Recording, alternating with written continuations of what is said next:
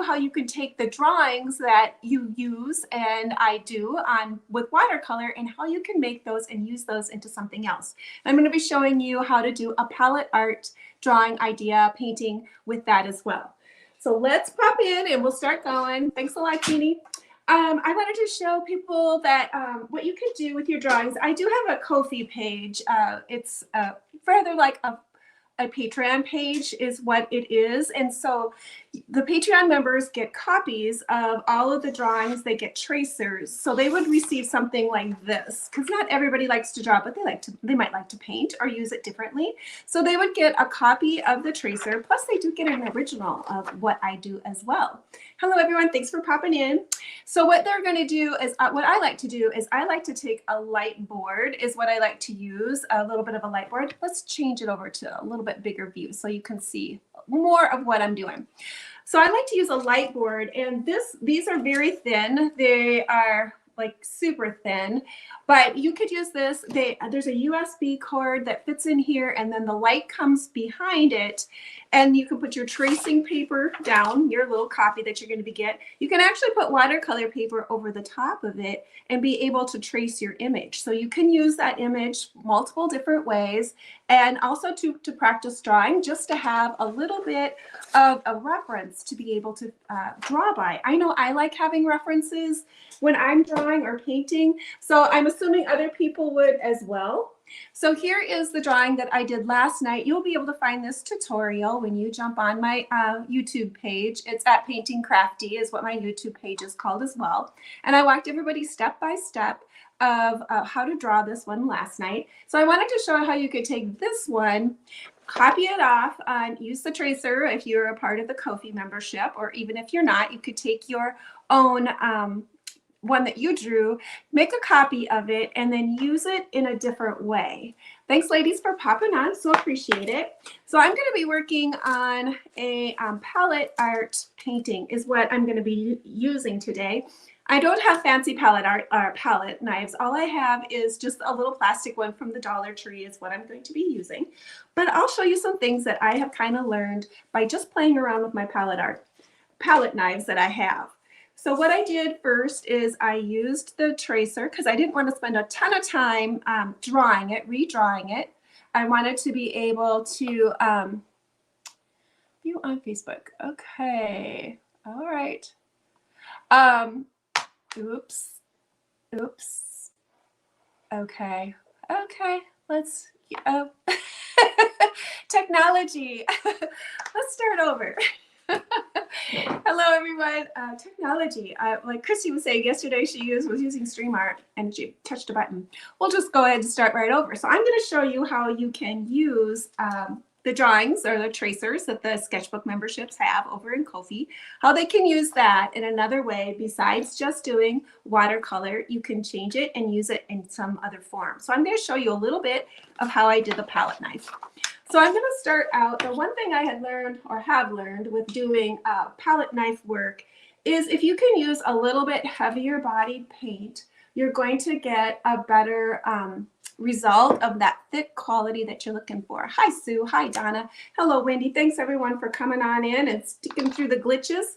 So this one here is a little bit of heavy body paint. I'm going to stick that out and put that on my plate. Oops. Now, the Liquitex Basics are not a heavy body paint, but they're more of like a medium heavy body paint. So they're a little thicker than what your regular craft paint is going to be. So you're going to want to use something that is going to be a little thicker. Well, you can use the other ones. You just won't get that heavy buildup of paint that is so nice when you're looking for your palette art is what you're doing. So I'm going to be using some of my favorites. I love the fluorescent pink. That's always a great color. This one here was called, I got to get my grandma glasses on so I can see. Thank you. Hi, Linda. Thanks for popping on. Good to see you. This one, oh, I don't even know what it's called, the words on there. I do have a little bit of this golden fluid acrylics. I wouldn't do that for everything, but I love that color and I like to use it to mix. So I'm going to put a little bit of that out there too. And I'm going to take a little bit of green to do my lettering or my leaves with. It's kind of a yellowish green. That one's a little thin too, but I can mix it with my white and get a little bit better color. Now, also another good product to use if you want to take some mixing spackle in the paint.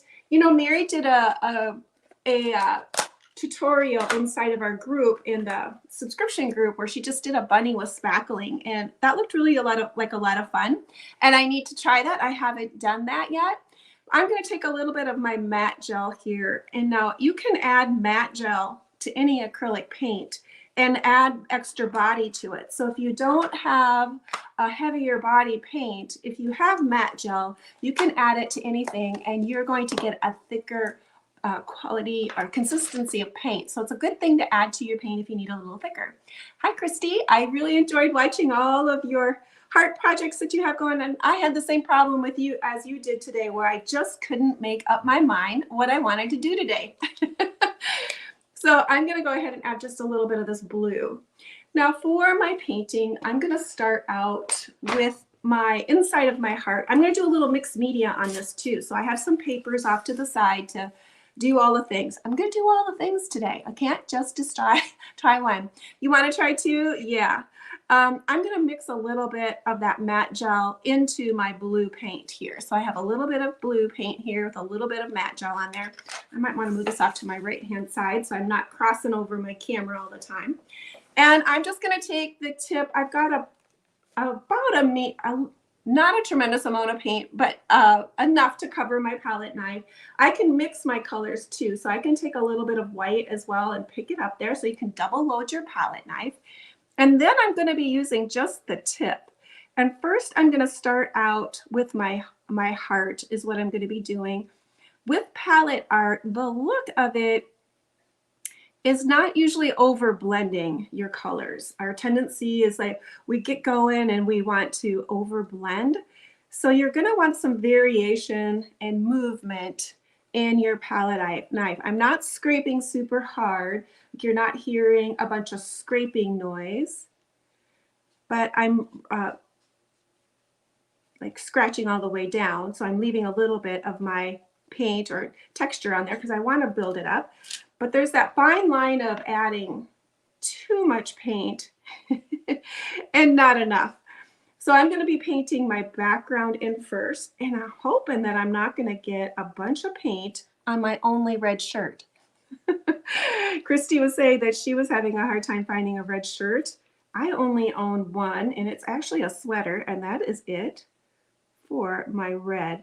Now I'm going to work this around. I'm okay if I cover up some of my heart and some of my bird, because I'm going to be putting some mixed media elements on here.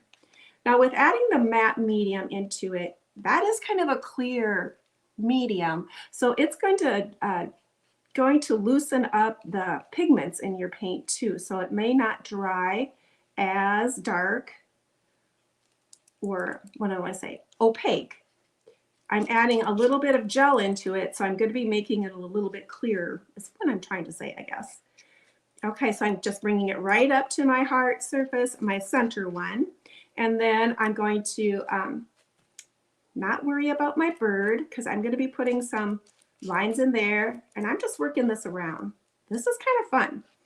This is just picking up paint. I kind of call it like a little bit of playing with paint. I'm just trying to use the tip of my knife, or this end up here. I don't have a bunch of paint down on here, so I'm trying to keep it in that area. And I'm picking up white as I'm going too. So I'm just mixing my paints right on my palette, my paper plate palette as I'm going. Now I have that little beak up there, but I'm okay with kind of covering it up a little bit because I've already used that beak, or I used my drawing basically that I started with as a template to be able to cut my pieces out of what I was going to be making the pieces for the mixed media piece. So I was able to use that drawing to cut my little pieces out. Now, got that part done. Now I need to dry this a little bit. It's pretty thick, and I need to be giving this a dry before I were to put my flowers on, my roses on the top, because if I didn't, it would all just mix together and I'd end up with a bunch of mud. Okay, so I'm going to give this a dry. keep something wet off to your side when you're using these. Not a popular color apparently. Oh, yeah, with the red. Well, I don't know. I'm a redhead. My hair was a lot more red when I was a child, and it's just gotten darker as I've gotten older. But I never did really wear red at all as a redhead. Didn't think it was a color I should be wearing, I guess. You don't own a red shirt either, Sue. Yeah. I think, I mean, I enjoy seeing red for people wearing it. Okay. This is this is that heat tool. It's not very loud, but it does get very hot. So it does make me a little leery for how it's going to dry my paper. I'm just using watercolor paper today. It's just the paper that I normally use when I do my draw-alongs for my watercolors. So I'm just using a little paper drawing today. I kind of like using, now if I was working on this even a little bit more or plan to do a permanent project, I would probably do it on a masonite board is what I would like to use. That is a little bit harder surface, and it's doesn't have a bend to it. I don't necessarily, when I do my mixed media pieces, I often do them on masonite board because I like that it's hard and it doesn't bend, where often if you have that canvas, you know how you have the wooden frame underneath there, it's going to show where your crossbars are. It doesn't have the same firmness. So I do enjoy using a harder masonite board to do my mixed media pieces in. So off to the side here, I'm just going to take these little colors here. I'm going to use a little bit of that matte gel too, mix it in there so I get a nice body. Now you can mix your colors as well, like anything. I'm going to pick up a little bit of that bright pink, maybe a little bit of that dark. I'm going to start with some roses. So let's make a few little roses. I got my little one up here, I'll show you. Now when starting the roses, the one thing to kind of keep in mind is when you're doing the roses, to get a different look as you're building your roses is to change the center of where your roses might be. So these are not like very fancy hand painted roses. These are just a simple way to make a quick rose. So I'm going to be able to change the direction that my flowers are looking by changing where I put the center of my rose. So I'm just going to start at the top. I'm going to make the centers the darkest, normally the darkest area, and then I'm going to be starting to pick up some white, and I'm going to start doing like that C motion backwards and for both directions. So I'm going to comma this way, like a comma mark, and then come this way, pick up a little bit of your white to just touch it, and all you're doing is creating these little simple shapes, nothing too fancy. And by doing that, your mind is going to read it that it is a rose, even though it doesn't have a ton of detail. Now I have this one facing this way, so I need to change a direction. So I'm going to maybe put my center here, and then I'll start picking up some of the lighter, and it's going to blend the color for me. Let's see, I think I want to pick up, you know, I didn't put any on my palette, but I might want to pick up a little bit of yellow to maybe make a little orange color. Okay, so now it looks like my rose is facing the opposite direction because my center is going a different direction. Let's maybe pick up a little yellow. Whoops, just to add a little bit more interest to my color. And you definitely want to have white. Hello, Cindy. Thanks for coming on. Hi, Joni. Definitely want to have white off to the side. Whoa, well, that was nothing like spilling your paint all over everything. I'm a little messy when it comes to acrylic paint, that's for sure. I should have been wearing, probably should have been wearing a apron. All right, I'm going to pick up a little bit more of that dark. Again, change the direction. So maybe this time it'll be, here will be my center. I'll pick up a little bit more of that color, add it off to the side. So you're going to just be mixing your color right as you're doing it. Keep it at the end of your palette knife, and you're just painting this way. You're going to get a very loose look. It's okay to even actually drag it out a tiny bit so you just have just a hint of that color and make a little bit more loose line that way. It looks good to have them loose. Okay, where's my yellow? I'm going to take a little bit of yellow just to see. Oh, I did put it up there already. I'm so worried about me spilling my paint everywhere. I'm not paying attention. Okay, let's pick up a little bit of that yellow and let's make a tiny bit, just a hint of orange. And if you add a little bit more white to it, it's going to be a little bit more peachy. So let's add a little bit more white into there. Okay, that looks great. Now I'm going to go ahead and put some more in here. Maybe I'll have this one, whoops, really straight on. Now if you get too much, you can wipe some of it off, which I just got a ton on there. I shouldn't have had that much paint on there. Okay, now this one I'm going to make straight on, so I want more of kind of an even-ish around where the button is in the middle. So I'm going to have a fuller top as well. That. Come right around. All right, so you can tell how it's just moving around. Hi, Cynthia. And we're going to come right here. Let's do one right here in the middle down here. So I'm going to put my center there. Let's pick up a little bit of that bright pink and maybe a little bit of that yellow again. Add a little bit of white. I like the yellow, but I do like it to be mixed with white, I think. Okay, I like that.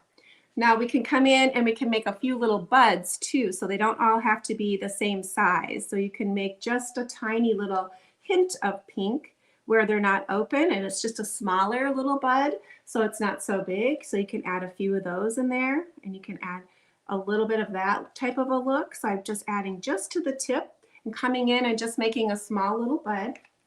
Now let's travel up this way. So I have one down, one this way. So I need to face some this direction now. So into the middle I go. And then carry my biggest loops down this direction. I want to come past my blue. So I want a part of that not all showing. So I want to make it look like it's going around the center. How many other palette knife painters do we have that are watching today? Have you tried it? Are you a fan? You want to try it? But just have it ready. You know, I hadn't really done any palette, per se, palette painting until just recently. Jeannie had a project inside of our subscription group where we were going to be doing some palette art, and I thought, okay, it's fine. I finally need to get my palette knives out and do it. You're a fan. Yes, I seen your horse that you did. That was really great. I loved it. It was so much fun. So I'm just keeping my paint right at the tip and working my way around.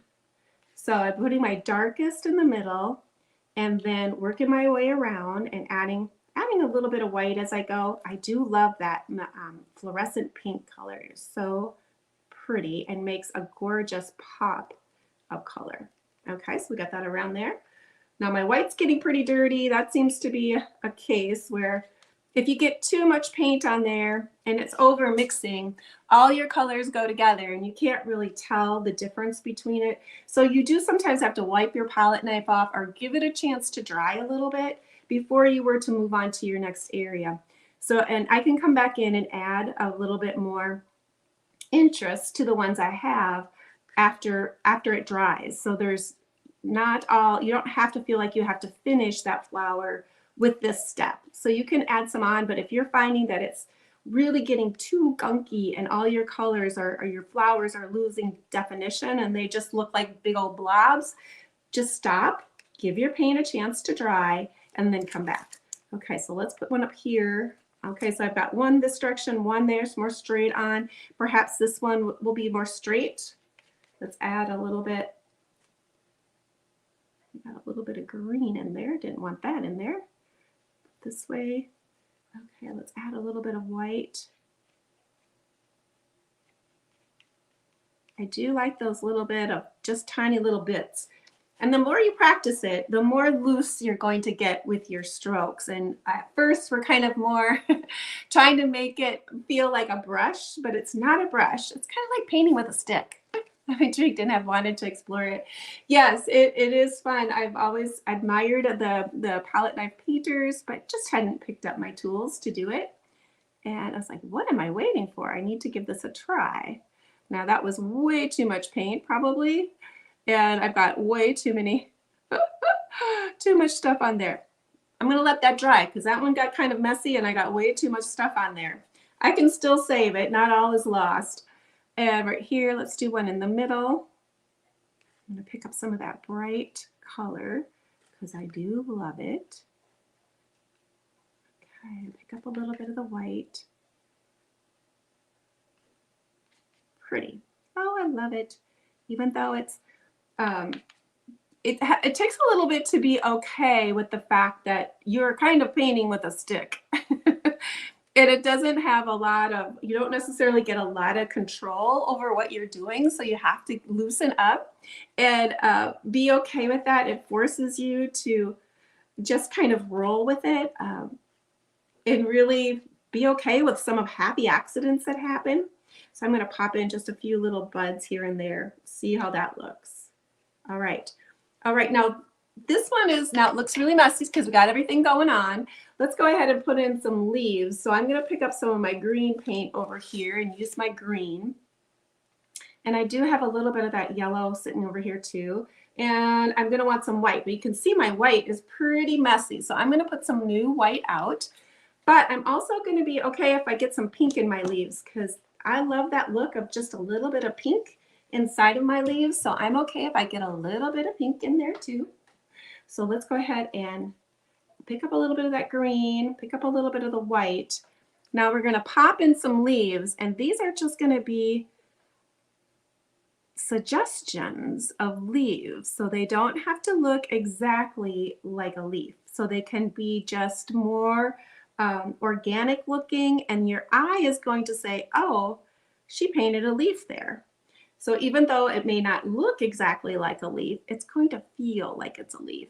And I'm going to just tap in some of these areas, fill up my space.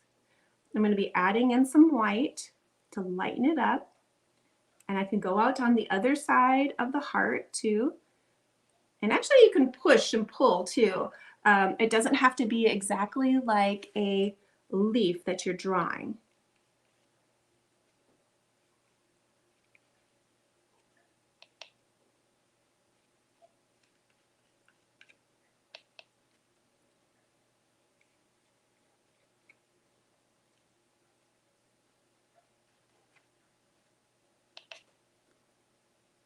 And I'm going to pull in some of that pink from some of the flowers up above. And I can pull in some of that pink to be able to bring in some of that color. And you can tell I'm not exactly necessarily just painting a leaf. I'm just making a leaf-like shape, which is the fun part because it doesn't have to be exact. And the more you loosen up, the better it's actually going to look. Okay, very pretty. Let's come down here and add some this direction too.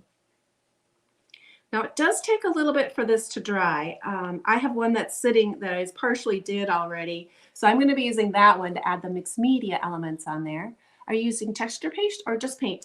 I am using, mostly I'm using the medium body paints today, Joni. I have the basic ones. They are kind of more of a medium base. But you can pop in a little bit of matte gel, which I do have just a tiny bit here, but most of that I'm using today is probably just coming, the texture is just coming from using the medium body paint, which works a lot better than using just your regular craft paint because it gets a little bit better texture. Okay, so let's come in here. Palette art is kind of about the texture. So if you love texture and you love the look of creating texture with simple tools, palette art painting might be worth a try. Have you tried, Joni? Have you tried using it? I know lots of different artists have showed how to do it over the years. Whoops. But like I said, I hadn't really done much of it, and I thought, well, it's a good time to try. Now this one is the little bird that I did last night in my drawing, that draw along for the watercolor tutorial. And so my membership, my sketchbook membership people, they do get a tracer, and I'm always encouraging them to use the tracer for more than just your watercolor. Use it to create other things. So this would just be a great way to be able to use your watercolor tracer that you get in your group and add something to it. Okay, so I'm thinking that looks good. I'm going to go ahead and wipe this off. Now I could tell I want it to be a little bit brighter. I got some of my flowers a little too dark, so I can come in and add just a little bit more. So I can come in and add, this is that bright color. That's that fluorescent color that I really love a lot. And I'm gonna pop in some of that. I'm gonna give this a quick dry, a somewhat dry. It's hard to get it that dry. You haven't tried? Thanks a lot, Christy. Yeah, it's a fun process to play with. Like I said, I hadn't really done one, but I love this color, this one here. So I want to pop a little bit more of that bright fluorescent color in, which is one of my faves. So I'm going to just pick that up, pick up a little bit of that white too. So it's already blended on the tip of my knife. And then I'm going to come in here and add of that brighter color because I kind of lost it in this end of my painting, and I want to bring some of that back in. So I'm just going very lightly with the tip of my knife and bringing in a little bit more of that color. That one got really dark, but that's okay. I think that dark underneath and then putting this bright on top really adds to the look. Okay, and I like that light one there. Now this is just on paper today, but you could easily use like a masonite board or you can use a canvas too. I just prefer, I don't mind using the paper. Now you can see how that just popped those colors, bringing them all the way out and making them a lot brighter, and they have a lot of texture on there to be able to, with that medium body paint, it's just going to stand up and withhold a little bit more texture on there, so you can see that. Now I'm going to set this one aside because this one is too wet to work on, but I'm going to continue to work on this one that I already had done. Okay, make sure I got all the paint wiped off my hands. You can tell I'm using acrylic paint. When I acrylic paint, I'm usually super, super messy. Now what I did originally for this one is I used the tracer that I got in my set already created for my sketchbook members for my watercolor one. I used that to create the pieces that I wanted for that I wanted for my mixed media piece. So I like to use these are just the deli wrappers from that you could just buy a box of these of the deli wrapping paper. It's got one little bit shiny side, one a dull side, but this works perfect for laying over things to create a tracing paper and create a little pattern for the pieces that you want to create. So I traced around my pattern pieces that I wanted, and then I glued them down, my papers that I wanted, with a glue stick, and then I was easily able to cut around them and create the pieces that I wanted. So I already have those off to the side here, and I'm just going to be using a glue stick. Thanks a lot, Jeannie. Got to get the kids from the bus. All right, safe travels.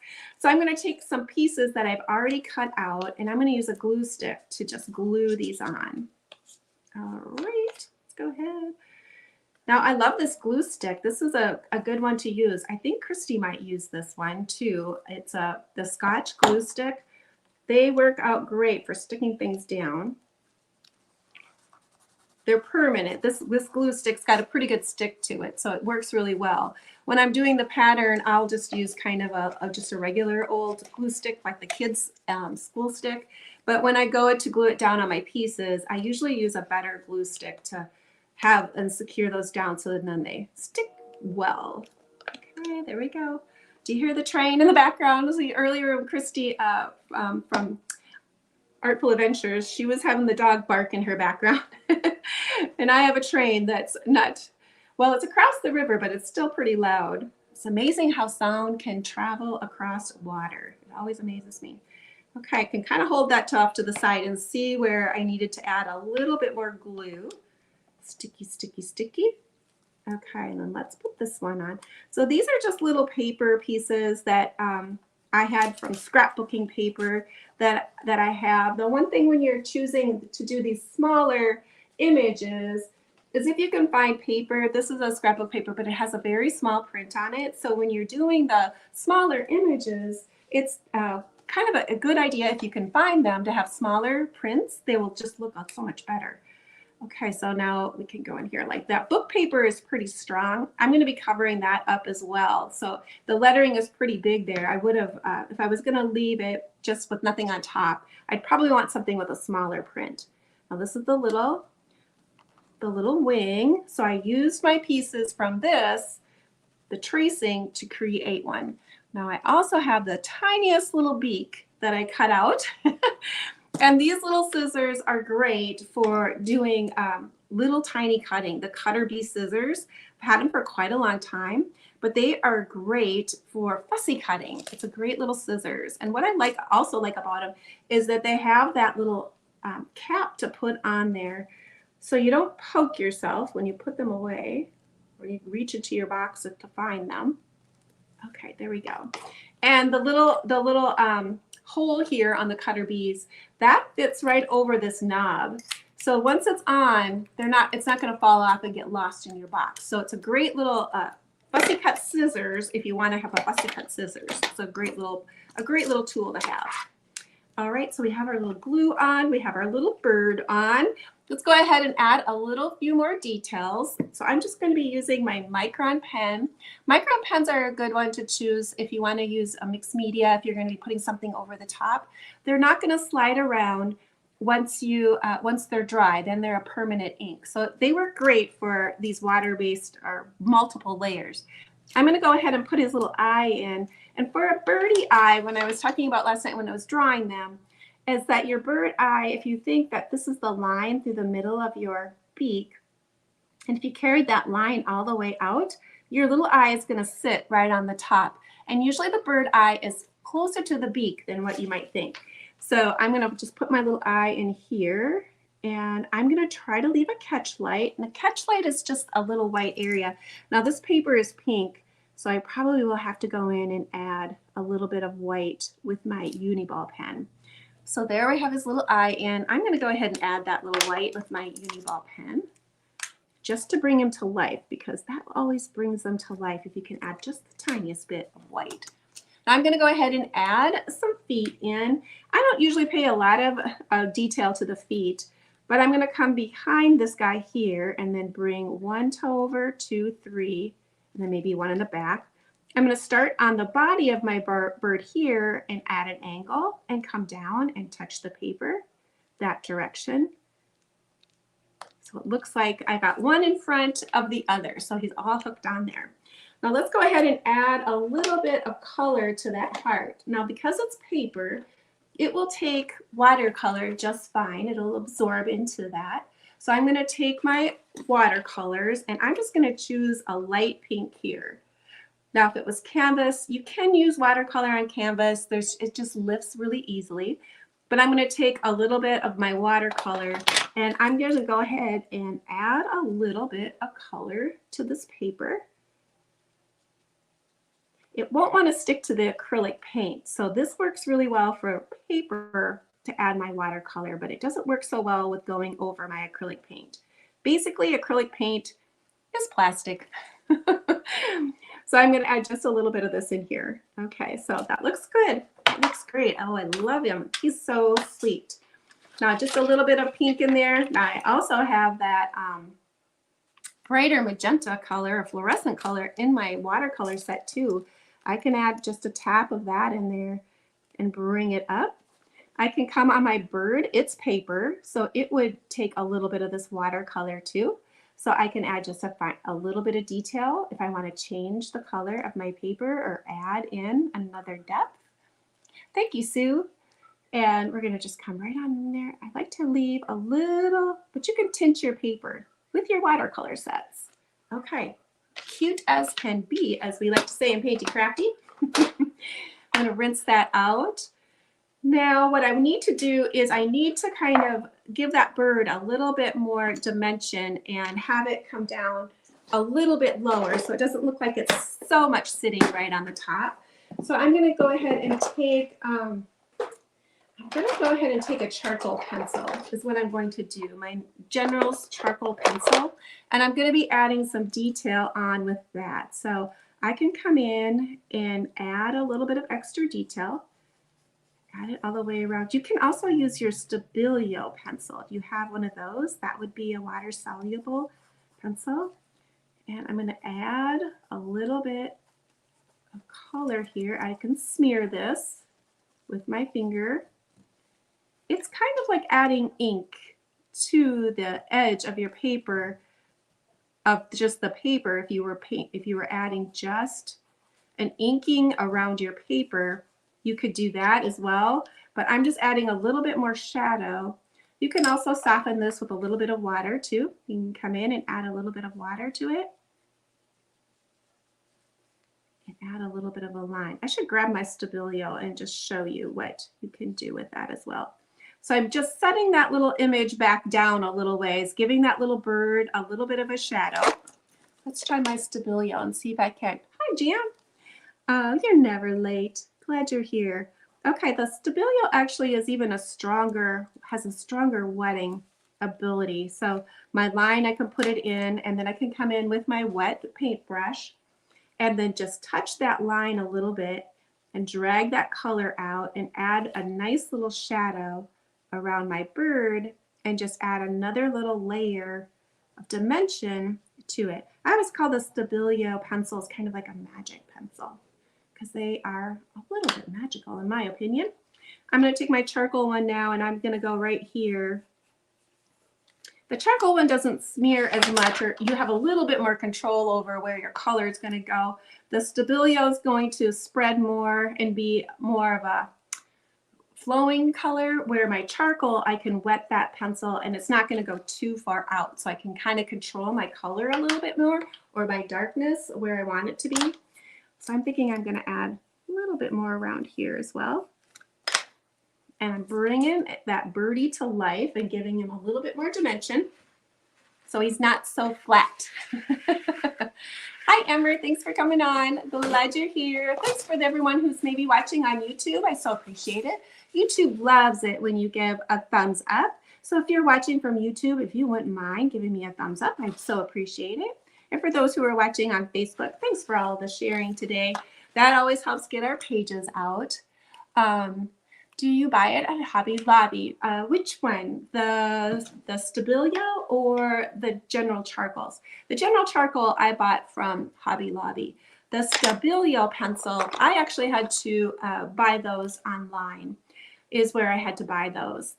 It's spelled Stabilo, and it's called a Marks All pencil. I don't know if that's going to show up too well, but that one I ordered online.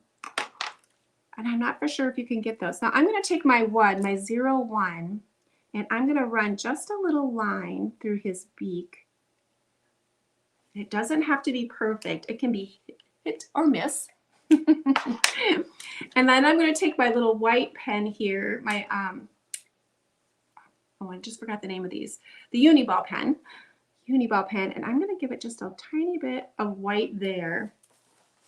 And you could come in and add just a tiny bit of areas here. You can also come in to your flowers where you were doing the little bit of work with the paint, the palette art. You can come in and strengthen your line work with a pen too.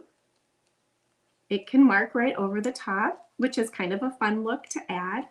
So you can see the background all kind of came together when I added all the elements on top. It was looking pretty messy until I started adding the final touches on there. Now this one too, I do have these really fun gel pens that are the jelly pens. They have these ones. I love these little ones. I did. I love these jelly pens. I love the neon quality of that, but I'm a fan of the neons a little bit, you know, here and there. Makes for an interesting texture and adds a little bit of interesting line work. I love to scribble, so I'm a scribbler. And I love to add that little bit of scribbling quality to it. Okay, now I do have one other thing I was going to try adding into the center of this little heart. I do have this piece of little canvas, or a little muslin piece. And what I thought I would do is stamp XOXO on here and then glue that on to even add a little bit more to the mixed media quality to it. add that little bit more dimension on there. Okay, so I have my, now I didn't have those cool little stamps like Christy was just showing. Thanks a lot for sprinkling. That you could lock together and then so you could get them lined up better. I don't have those ones. I just have the same, the little ones that probably everybody else has where you can kind of stamp. They're not, okay, so let's do X. There we go. And then let's do another X like that. And let's do the O. I just found these at my thrift store, but they've been a great little set to have found. Got a little bit of paint on there. That's what you get happens when you use mixed media. You start getting to all your, now mine is not going to be exactly straight. They never are, but I'm okay with that too because I'm okay with a little bit of wonkiness to my things. It doesn't have to be perfect for me to like it. So let's see. Oh, I could probably use my glue stick for this too as well.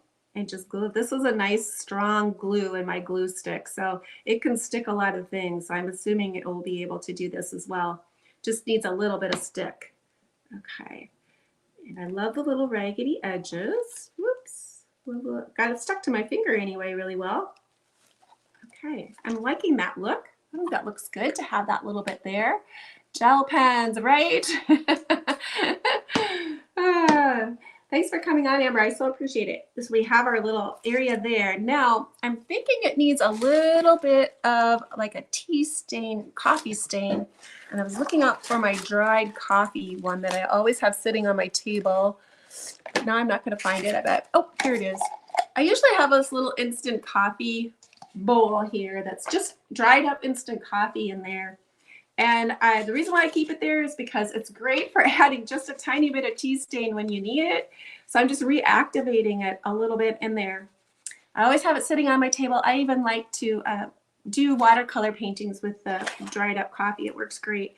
And let's add just a tiny bit of this little bit of grunge right on there. And matter of fact, let's maybe use some of that in the very, very background. So I'm going to water this down just a little bit. I'm just using a really crappy old brush. Nothing. I like these ones. I'm really kind of fond of those children's brushes that you can buy at the Walmart. I'm super hard on brushes, but I like the roughness or the irregular of it, especially to do a watercolor, not watercolor, when I'm using acrylics. But when I use watercolor, I like having a nice little perfect round brush to be able to do that. But when I do mixed media, I love these little crappy little brushes, inexpensive little brushes. I'm guessing that means you're not going to tell me where you got the gel pens. Oh, these ones. Well, the gel pens these are Jelly Roll. These are from Hobby Lobby or Michael. You can buy these at any place that sells the gel pens. You might even be able to buy these at Joann Fabrics now. I was noticing that they're carrying a few new pens, but those are easily kind of found at the Hobby Lobby or Michael's, but wherever they have, and I forget which store. I think it's Hobby Lobby that has a bigger selection than one or the other. Very cute. Yeah, I live a long ways away from art stores. I live quite a ways away. I rarely get to go. So normally those ones I've had for a long time. So it's like when I get something, I can kind of use it and then I kind of forget where I got them from, but hopefully that's helpful. So you can see all the lovely texture that the palette knife, Jelly Rolls is the name. Yeah, this one right here is called Jelly Roll. Jelly Roll is what this one is what those ones are. They're a great little pen, and I love the neon colors. So you can see how brightly colored that can be, and the neat texture that the palette knife will actually get to a picture. So I think that's a fun idea to use. So if you are a sketchbook member and you get my tracers, so this was a little picture that I did last night in watercolor. And I used that same image. All I did was copy it off onto another piece of watercolor paper and just used my image and my drawing that I had to be able to cut out my pieces, to be able to do it. I was able to use my tracer to be able to create this piece. So it's very versatile. And if you are not familiar with what I'm talking about, Ko-fi, I have a Ko-fi page, which is very much like a Patreon page where you can become a sketchbook member and you can receive the tracers. It's a great